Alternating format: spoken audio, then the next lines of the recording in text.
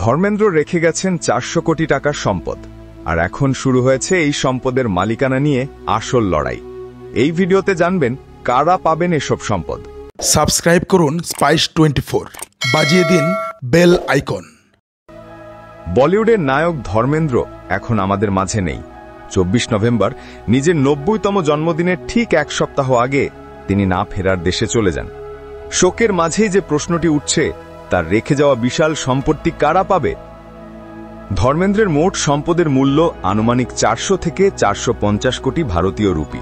সম্পদগুলো হল মুম্বাইয়ের বিলাসবহুল বাংলো, লোনাওয়ালার প্রায় 100 একর ফার্ম হাউস, বিভিন্ন শহরের আবাসিক ও বাণিজ্যিক সম্পত্তি, জনপ্রিয় গরম ধরম ধাবা চেইন, হরিয়ানা ভিত্তিক হিম অ্যান্ড রেস্তোরাঁ, মূল্যবান গাড়ির কালেকশন এবং বড় মেয়ে বিজেতার নামে প্রতিষ্ঠিত বিজেতা ফিল্মস।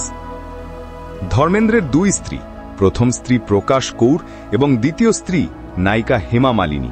তাদের দুজনের রয়েছে 6 সন্তান: সানি, ববি, অজিতা, বিজেতা, এশা ও অহনা। ধর্মেন্দ্র তার জীবনের শেষ দিনগুলো তিনি প্রথম স্ত্রীর সঙ্গে লোনাওয়ালায় কাটিয়ে গেছেন। ধর্মেন্দ্র মৃত্যুর আগে সম্পদের কোনো উইল রেখে যাননি, এটি সবচেয়ে বড় বিষয়। ভারতীয় উত্তরাধিকার আইনে উইল না থাকলে আইনত উত্তরাধিকারীরা সাধারণত সমান ভাগ পায়, অর্থাৎ 6 সন্তানেরই সমান দাবি তৈরি হয়।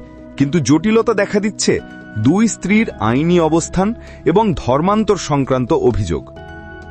আইনজীবীদের মতে, যদি প্রথম স্ত্রী প্রকাশ কৌরের সঙ্গে বিবাহ আইনত বহাল থাকে, তাহলে হেমা মালিনীকে স্বয়ংক্রিয়ভাবে উত্তরাধিকারী বলা যাবে না, কারণ ভারতীয় আইন বহু বিবাহকে স্বীকৃতি দেয় না। কিছু প্রতিবেদনে বলা হয়েছে, ধর্মেন্দ্র হেমা মালিনীকে বিয়ের আগে ইসলাম ধর্ম গ্রহণ করেছিলেন। যদি তা প্রমাণিত হয়, তবে হিন্দু উত্তরাধিকার আইন পুরোপুরি প্রযোজ্য নাও হতে পারে এবং সম্পত্তি বণ্টন ভিন্নভাবে ঘটতে পারে। হেমা মালিনী বারবার জানিয়েছেন তিনি সম্পত্তিতে কোনো আগ্রহী নন। 2022 সালে তিনি স্পষ্ট করে বলেছেন, আমি কখনোই তার কাছ থেকে অর্থ আশা করিনি, আমি শুধু ভালোবাসাই চেয়েছিলাম। আইনি প্রভাব পরবর্তীতে আদালত নির্ধারণ করবে। সম্ভাব্য ফলাফল: 1.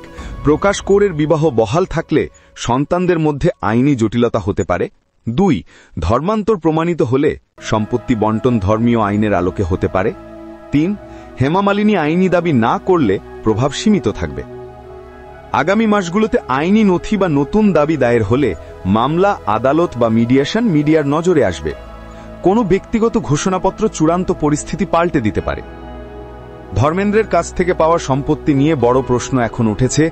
আইনি লড়াই, ধর্মীয় দাবি এবং পারিবারিক ইচ্ছা সব মিলিয়ে শেষ ফলাফল আদালত বা পারিবারিক সমঝোতায় নির্ধারণ হবে। 400 কোটি টাকার এই লড়াই এখন শুরু হয়েছে এবং পরবর্তী সেটেলমেন্টই চূড়ান্ত উত্তর দেবে।